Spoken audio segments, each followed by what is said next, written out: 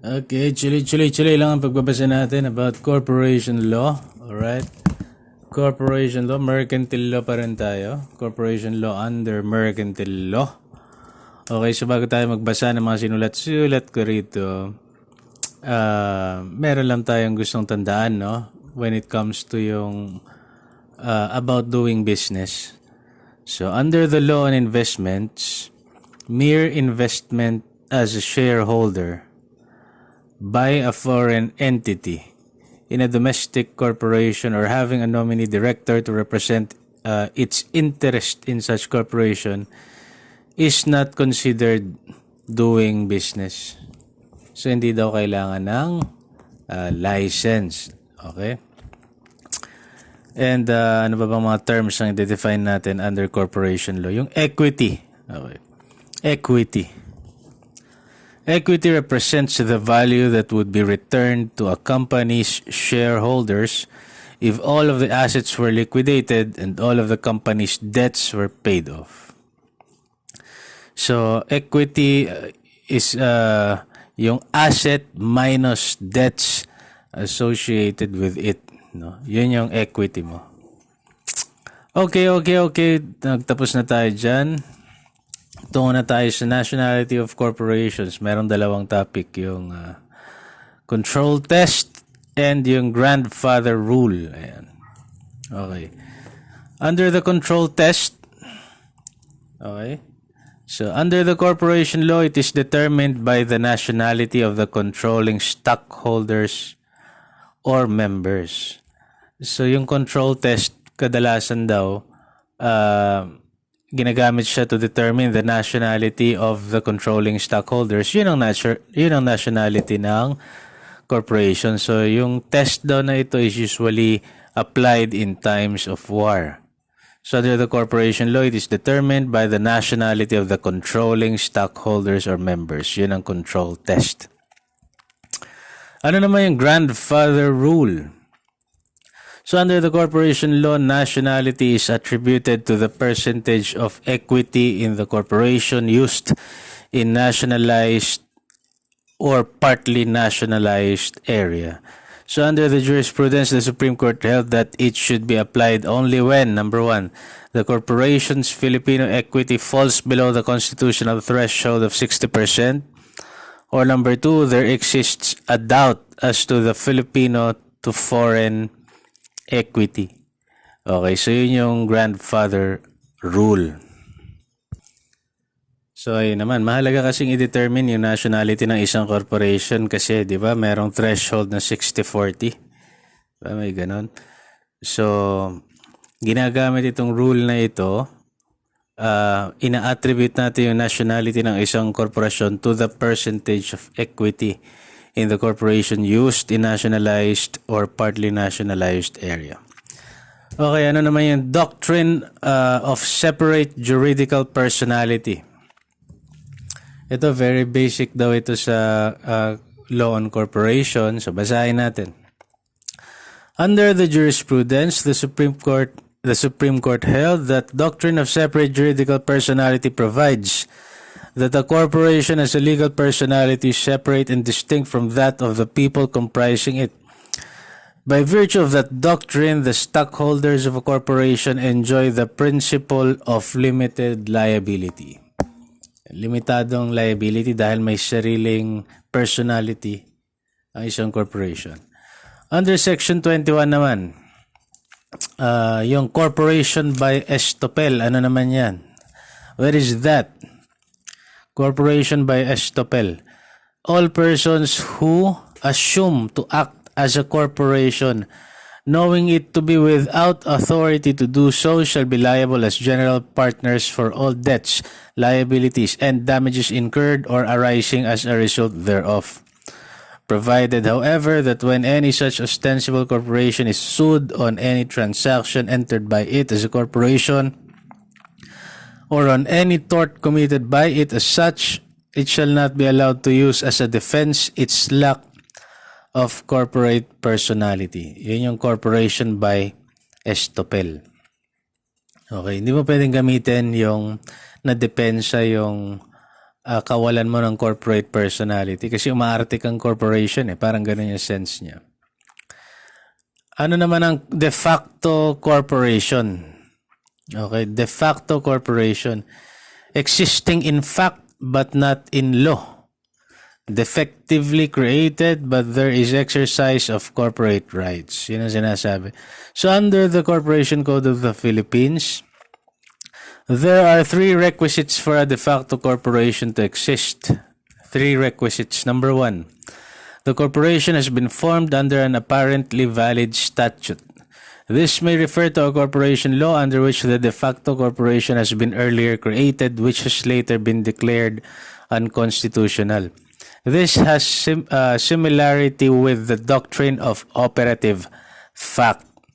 Okay. So, ano ba muna yung doctrine of operative fact? Recognizes the existence of the law or executive act prior to the determination of its unconstitutionality that produces consequences that cannot always be erased, ignored, or disregarded. It nullifies the law or executive act but sustains its effects. Okay, so operative pa rin. May epekto pa rin, no? O, so yun yung number 1, no?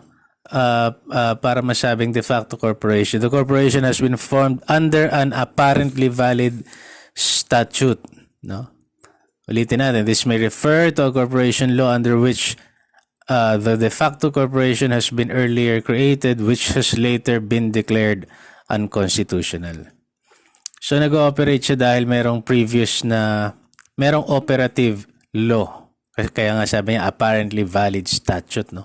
Formed under an apparently valid statute. Number 2, there has been not only good faith, but also tolerable compliance with the requirements set by law. And number 3, that the de facto corporation has transacted business or has entered into transactions of business as if it were a corporation. So, yun ang de facto corporation. Okay, magtungo naman tayo. So, yun yung mga under ng nationality of corporations. Merong 2 test, the control test and the grandfather rule. Doctrine of separate juridical personality. Yung corporation by estoppel and de facto corporation. Yan, inalam natin yan. Magtungo naman tayo ngayon sa how are corporate powers exercised? Okay. How are corporate powers exercised? No, okay. Ba naman ng mga sulat-sulat dito? Ang pangit na sulat. Okay. So, meron yatang 2 lang ba to? Titignan ko dahil magulo Okay. So, yung ultra vires doctrine at saka trust fund doctrine. Yung 2 doktrinang nagpapaliwanag how corporate powers are exercised. So, letter A, ultra vires doctrine.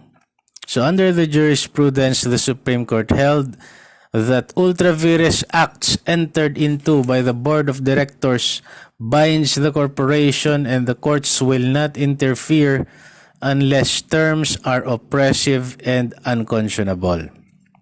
Okay. So, ano ba muna yung ultra vires acts na sinasabi? There is an ultra vires act on the part of the corporation when it performs acts which are not provided in its express, implied, or incidental powers. Okay. Ultra vires acts on the part of the corporation. Sa kabilang banda naman, there is ultra vires act on the part of the board of directors when it performs acts which are not delegated to it by the articles of incorporation or by the laws. There is an ultra vires act naman on the part of the corporate officers when they perform acts which are not authorized by the bylaws and the articles of incorporation or not delegated to them by the board of directors. Okay. Ayun sinasabi niya, ultra vires, ito yung ultra vires doctrine. Okay. So, hindi man natin naintindihan yung ultra vires talaga doon, no? Pero pag dinefine natin yung ultra vires, hinahanap ko siya ngayon sa Google, mas maiintindihan na natin siya. O yan, para mas ma-enlighten tayo, yung literal na ibig sabihin ng ultra vires beyond powers. Yan. Describes actions taken by government bodies or corporations that exceeded the scope of power given to them by laws or corporate charters. Charters. So yun ang ultra vires doctrine. So under the jurisprudence, sinabi nga ng Supreme Court na yung ultra vires acts entered into by board of directors binds the corporation. Lumagpas ka ha. O sige, binabind mo ngayon yung kinompromiso mo yung corporation ngayon. At the courts will not interfere unless terms are oppressive and unconscionable. Okay. So yun ang ultra vires doctrine. Letter B nung how corporate powers are exercised. Trust fund doctrine.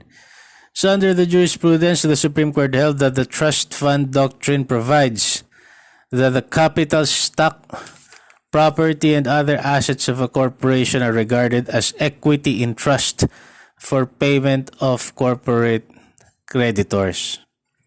Kaya nga sinasabi, parang narinig ko sinasabi, hindi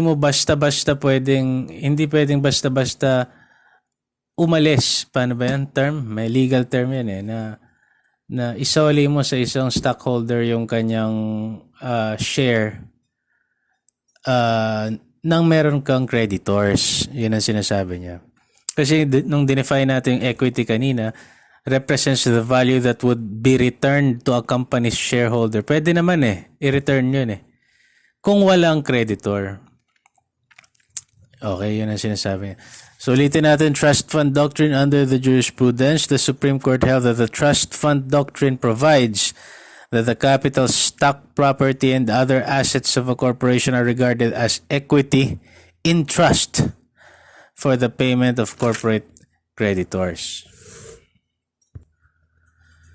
Okay, so magbasa-basa ba tayo ng ibang information regarding the corporations? Ito, meron nakasulat dito, to be considered daw an intra-corporate controversy. Yan. To be considered an intra-corporate controversy, the dismissal of a corporate officer must have something to do with the duties and responsibilities attached to his corporate office or performed in his capacity as a corporate officer.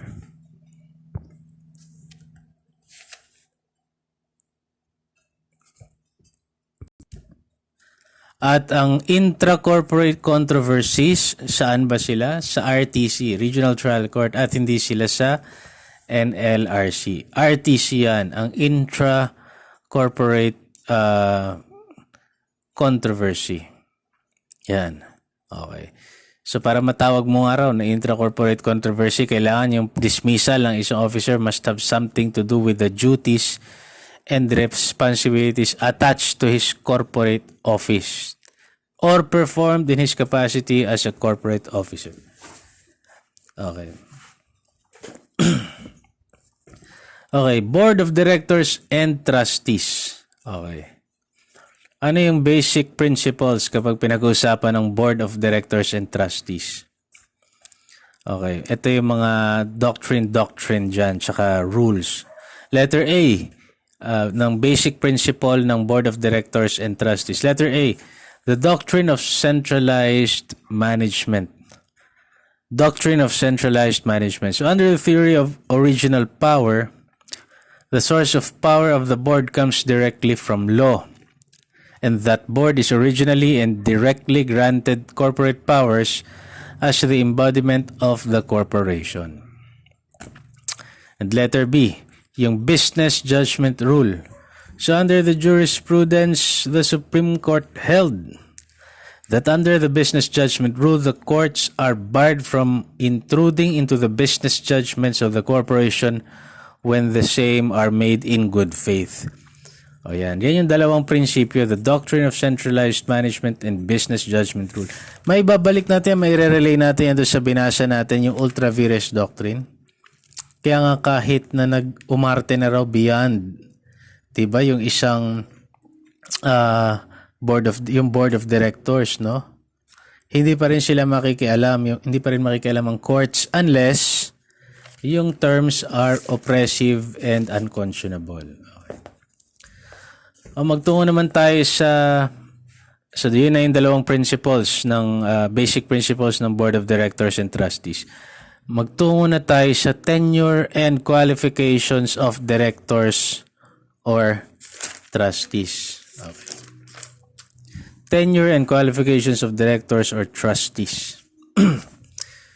Kasi pagkakalam ko, pagka non-profit, yun yung trustees, di ba? Mga NGO, Board of Trustees. Board of Directors naman, yung mga San Miguel Corporation. Okay, yan, for-profit. No? Okay, under the revised Corporation Code, ito, Section 22 ng New Corporation Code. Unless otherwise provided in this code, the Board of Directors shall exercise the corporate powers, conduct all business, and control all properties of the corporation. Directors shall be elected for a term of 1 year from among the holders of stocks registered in the corporation's books, while trustees shall be elected for a term not exceeding 3 years from among the members of the corporation. Okay, so pag director daw, kinukuha ang mga director sa mga stockholder ng corporation. Yung trustees naman daw, ito yung sa non-stock corporation naman, shall be elected for a term not exceeding 3 years from among the members of the corporation. Each director and trustee shall hold office until the successor is elected and qualified. A director who ceases to own at least 1 share of stock or a trustee who ceases to be a member of the corporation shall cease to be such. So, hindi ka pwede na wala kang share ng stock para maging direktor ng korporasyon. At hindi ka rin naman pwedeng maging trustee. Okay, kung hindi ka member ng isang non-stock, non-profit corporation. Okay. Under Section 23 of the new Corporation Code, yan, election of directors and trustees. Ayan. Except when exclusive right for holders of founders' shares under Section 7 of this code, each stockholder or member shall have the right to nominate any director or trustee who possess all the qualifications and none of the disqualifications set forth in this code. Okay. At all elections of directors and trustees, there must be present either, siguro to they. Sige. Ulitin natin. At all elections of directors and trustees, there must be present either in person or through a representative authorized to act by written proxy, the owners of majority of the outstanding capital stock, or if there be no capital stock, a majority of the members entitled to vote. Yan. Majority ng voting to para siya voting, Okay. When so authorized by the bylaws or by a majority of the board of directors, the stockholders or members may also vote through remote communication or in absentia. Yan. Provided, pag-authorized lang yan provided that the right to vote through such modes shall be exercised in corporations vested with public interest, notwithstanding the absence of a provision in the bylaws of such corporations. Yan. So mahalaga ito daw, yung kahit na wala siya, makaboto siya, kapag kayong corporation vested with public interest, such as siguro electric corporation, o yung sa gasolina siguro, o banking siguro, ganyan. A stockholder or member who participates through remote communication or in absentia shall be deemed present for purposes of quorum. The election must be by ballot if requested by any voting stockholder or member. In stock corporations, stockholders entitled to vote shall have the right to vote the number of shares of stock standing in their names in the stock books of the corporation at the time fixed in the bylaws, or where the bylaws are silent at the time of election. Okay, pagka stock corporation daw, yung stockholders ay may karapatang bumoto, shall have the right to vote the number of shares of stock standing in their own names in the stock books of the corporation at the time fixed in the bylaws or where the bylaws are silent at the time of the election. The said corporation may, letter A, vote such number of shares for as many persons as there are directors to be elected. B, cumulative voting. Cumulate said shares and give one candidate as many votes as the member of directors to be elected multiplied by the number of shares owned. And letter C, distribute them on the same principle among as many candidates as may be seen fit, provided that the total number of votes cast shall not exceed the number of shares owned by the stockholders as shown in the books of the corporation. Ayan ha. Tapos, ayun. So ulitin natin yung letter C. Distribute them. Pwede raw i-distribute them on the same principle among as many candidates as may be seen fit, provided that the total number of votes cast shall not exceed the number of shares owned by the stockholders as shown in the books of corporation multiplied by the whole number of directors to be elected.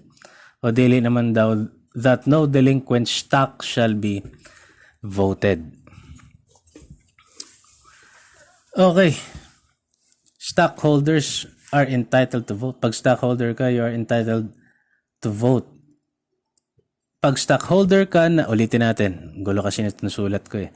Pag stockholder ka na meron kang karapatang bumoto, okay, para mas malinaw lang, stockholders entitled to vote shall have the right to vote the number of shares of stock standing in their own names in the stock books of the corporation at the time fixed in the bylaws kung kailan yung siya pwedeng bumoto, or pag tahimik ang bylaws, hindi nakalagay doon, sa oras ng eleksyon.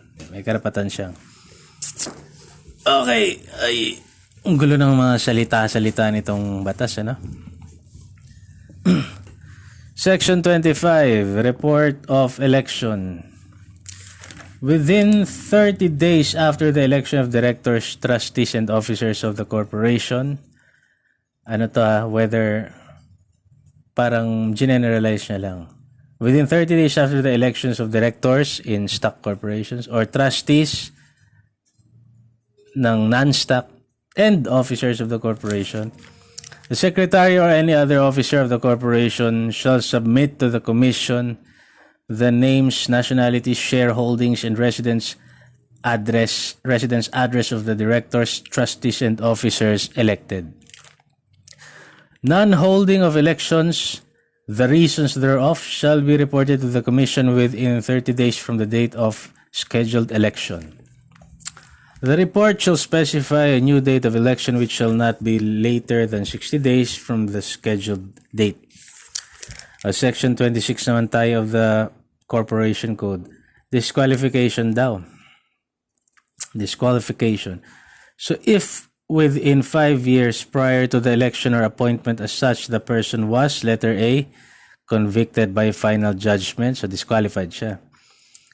Convicted siya by a final judgment at ang opensa niya, offense committed is punishable by imprisonment exceeding 6 years. O dili naman kaya violation, convicted siya for violating the corporation code, or dili naman kaya violation of the securities and regulation code. Yan, letter A yon, disqualified siya. Letter B, kung si person is found administratively liable for any offense involving fraudulent acts. And letter C, by a foreign court or equivalent foreign authority for acts analogous to the above mentioned. So tatlo yon. Disqualified siya na ma-appoint as officer. Ayan. O ma-elect. Ayan. Okay, on a side note, meron tayong sinasabi rito lang, suspension of their rights is not an ultra vires act. Mabalik tayo doon sa ultra vires, no? Suspension of their rights is not an ultra vires act as it is in direct and immediate furtherance of the corporation's business. Kasi nga di sila nagbayad ng dues. under the trust fund doctrine. So under the trust fund doctrine, kailangan mo magbayad ng corporation dues.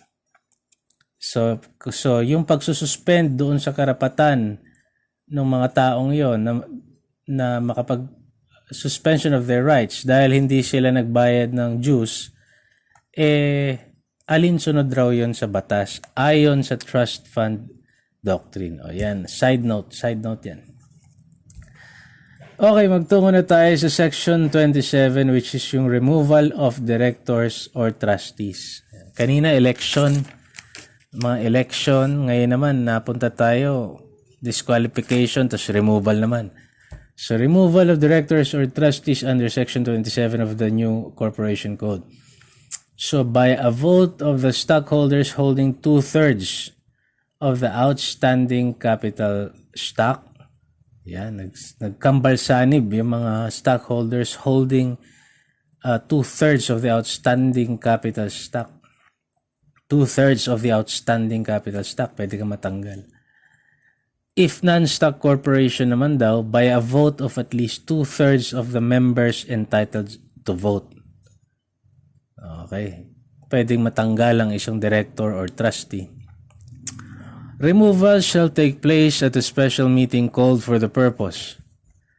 A special meeting of stockholders or members for the purpose of removing any director or trustee must be called by the secretary on order of the president or upon written demand of the stockholders representing or holding at least a majority of the outstanding capital stock or a majority of the members entitled to vote. Okay, magtungo na tayo section 29. Ang dami pagka corporations, no? Mabigat ang korporasyon. Okay, section 29 per diem. Yun. Per diem shall not exceed 10% of the net income before tax of the corporation during the preceding year. So pag mamimigay ka ng per diem, it should not exceed 10% of the net income before tax of the corporation during the preceding year. Okay, section 30, yung liability naman. Liability. The directors who willfully and knowingly vote for or assent to patently unlawful acts, pumayag sila, bumoto sila, pumabor sila, sa patently unlawful acts of the corporation shall be liable jointly and severally for all damages resulting therefrom suffered by the corporation, its stockholders, or members and other persons. So, yung director, yung trustee, or yung officer shall not attempt to acquire interest adverse to the corporation, otherwise be held liable for the profits which otherwise would have accrued to the corporation.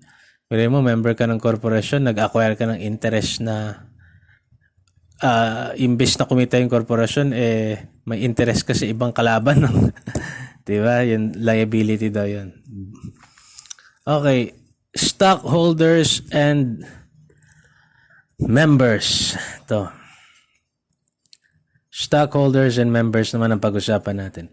So, the revised corporation code provides, kanina pa ako new corporation code. Sabi rito sa sulat, the revised corporation provides that the stockholders are entitled to dividends pro rata based on the total number of shares that they may own. Itong karapatan ng stockholders sa dividends pro rata na to is called the proprietary right.